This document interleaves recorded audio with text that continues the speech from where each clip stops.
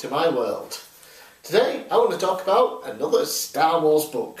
So in the last video I talked about the first in the Thrawn Trilogy, Heir to the Empire, and in that video I had the other two here showed off, and I didn't realise at the time that part of that was wrong. See, we have here the first book, then the second and the third. Notice the different spines. Now at first I thought maybe there's just different versions, different reprints and things like that, especially with them going to Legends rather than canon now. So I didn't really think much of it until I started reading this particular book, Vision of the Future. See, Vision of the Future, Thrawn, Book 2, didn't think anything of it until I started reading it and thinking, this is a little odd. Now, I thought, well, maybe some time has clearly passed since the first book, that's okay, but as I'm reading more into it, it's like, okay, this doesn't quite make sense, I don't understand what's going on, so I looked online to check, and this is not the second book in the Thrawn Trilogy, it is the second book in the Hand of Thrawn series. Same characters are all in it, you got Mara Jade, Luke Skywalker, Han Solo, you've got, what was his name, Captain Pallion or something. Just finished reading the second book for real, I can't remember his name, He's in it, they have Thrawn sort of in it. It makes more sense if you read the book.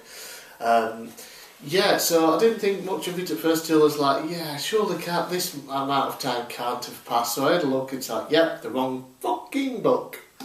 So I now have to get the first book in this series to read. But until then, of course, I did pick up the actual second book in the Thrawn Trilogy. Book 2, and it is Dark Force Rising. I just finished reading it last night, and yes, it was terrific.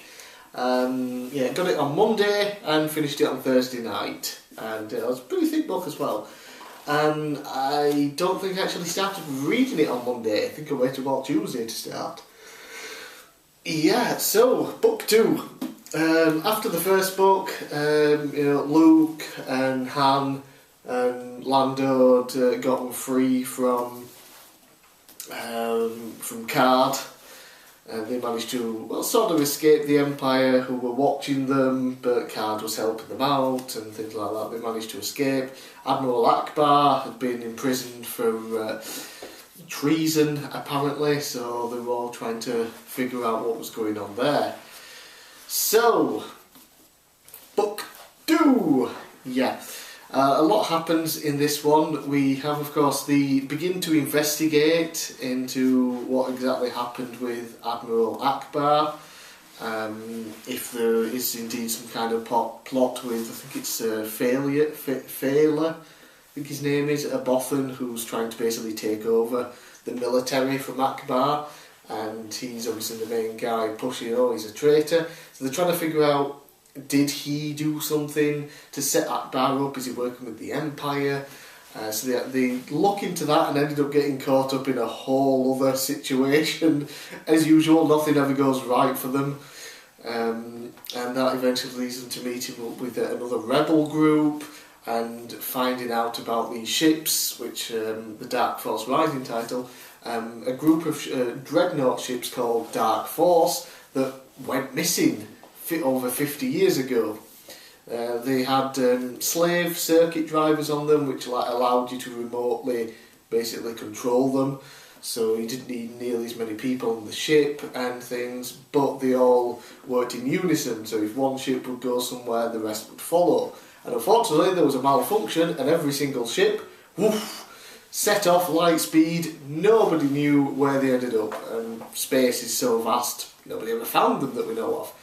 Turns out a few people do know the location of it. Card is one of them. There's a senator people thought to be dead who's leading the other rebel group. He has a couple of them. And then there's someone else who Thrawn is trying to track down to get the location of. We have Mara Jade getting captured by Thrawn, and she reveals to him that she was the hand of the Emperor and promises that she'll bring Card to him with the location of the dreadnoughts. and things go wrong there, and she ends up recruiting Luke Skywalker of all people, the person that she fucking hates and wants to kill, to help with Card. And during all that, they also, because they saved Card, they get the location of the dreadnoughts for the New Republic, and things happen there. It turns out Thrawn has captured the other guy that knows the location and gets there first and steals almost all of them. There was like 200 of them, and when they get there, there's 15 left. Yeah, so not as much as they want. And during that trip, they also discover exactly what was going on with Admiral Akbar, sort of thing. They know that the Empire set it up, it seems, but without, Failer, the Bothan, didn't do anything. He's just simply, jumping on the bandwagon. Admiral Akbar, fuck him, he's a traitor, how will his job? He's just an opportunist, but he also reveals himself as being an opportunist and not really caring about the military and the personnel. He just wants the power, and it happens to be broadcast to the entire ship he's on at the time, and he gets relieved of his duty. We also have Luke Skywalker finally meeting up with the Dark Jedi that Thrawn discovered, Master Seaboth, I believe it's pronounced. So Luke finally, after many setbacks, finds him and begins training under him. Because Luke's only ever met 2 other Jedi before, he's not quite sure how Jedi normally act. He knows Yoda and Obi-Wan were different, why wouldn't another Jedi be different from them still? So he's unclear if there's something wrong with Seaboth at first. He kind of figures it out. And then when Mara Jade comes, he reveals his true self, Seaboth, basically, that he's fucking insane. And they leave him basically unconscious when they try and escape. Luke refuses to kill him. But then at the end, he shows up again, Seaboth, to Thrawn, and is like, yeah, okay, I'm now taking control of this other project that you've got to do with the Emperor's storage facility. I know what you've been planning there.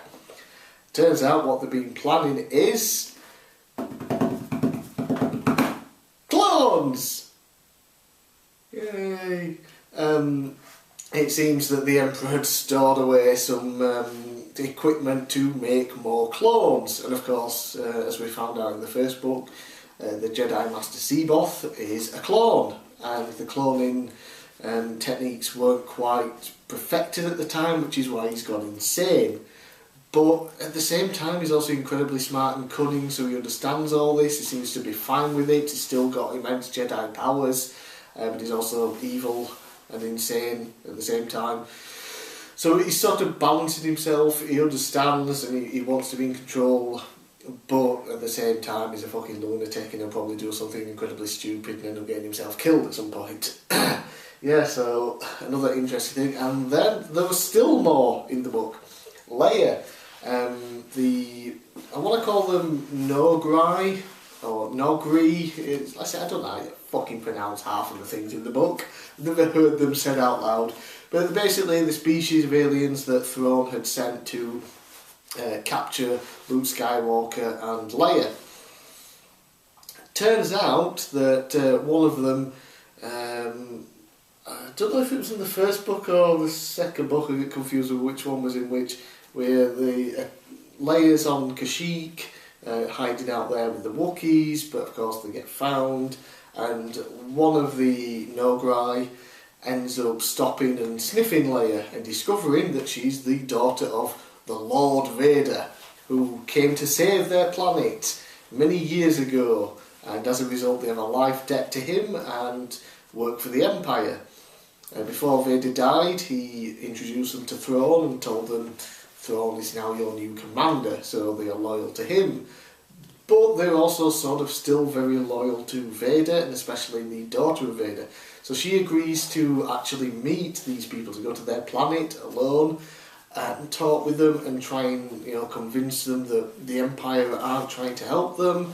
And there's this huge plot that they end up uncovering. It turns out that the Empire is poisoning their land so they can't be self-sufficient, that they have to rely on the Empire. So, you know, Leia unveiled all the truth about that, and now it's up to the Noghri to decide if indeed their life debt to the Empire is over or not. If it is, they could either remain neutral from the war, or hopefully, as Leia hopes, wants, is that they'll join the New Republic because they are, you know, incredibly skilled warriors. So there's all that still to come in the third book, and I absolutely cannot wait. This is awesome. The character of Thrawn just gets better and better with every scene he's in the book. It's absolutely fantastic. Master Seaboth is very strange but a very intriguing character. I'm looking forward to see what happens there. Mara Jade and Luke Skywalker. You know, Mara still sort of hates Luke, but not quite anymore. She's really confused. She's having dreams now of the Emperor keeps telling her to kill Luke Skywalker, but she's had multiple opportunities and instead she's helping him escape from Thrawn. She's been and begged for his help, basically, to help with Card, and now she was even involved in helping with the going to find the dreadnoughts, and the Empire showed up and she was helping attack them. She almost died and Luke Skywalker saved her. So they're definitely planting the seeds for them to eventually have a relationship, but I'm not entirely sure if it will happen by the third book, just based on some things that I was reading in this one. So, yeah, we'll again have to see. Yeah, so it's absolutely fantastic book. I'm very interested now to see what's going to happen in the third book, because we've got the Senator, Bel Iblis, I think he was called. He's got the other rebellion group, and he's got some dreadnoughts of his own and ships. It looks like he's going to join back with the New Republic. General Akbar will no doubt get cleared and be back in it. Who knows what's going to happen to Fela. And we also know that there is an Imperial spy within the New Republic, likely within the High Council, called Delta something.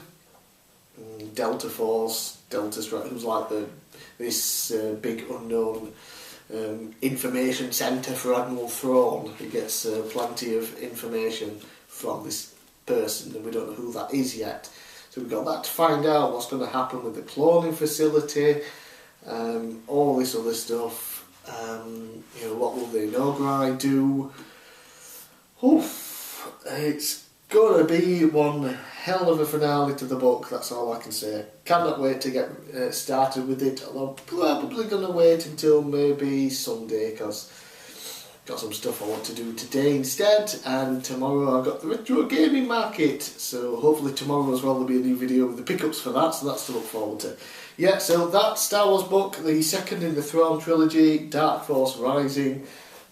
Again, give this entire trilogy a look. It is absolutely fantastic. Who cares if it's not canon anymore?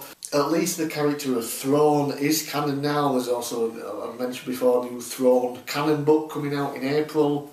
Pick that up, and even check out the Hand of Thrawn series after you've done this, because it's written by the same author. It's got a lot of the same characters in, and I have a feeling it's going to be just as good. So, I'm bigcal. Thanks for watching, and I'll see you again next time.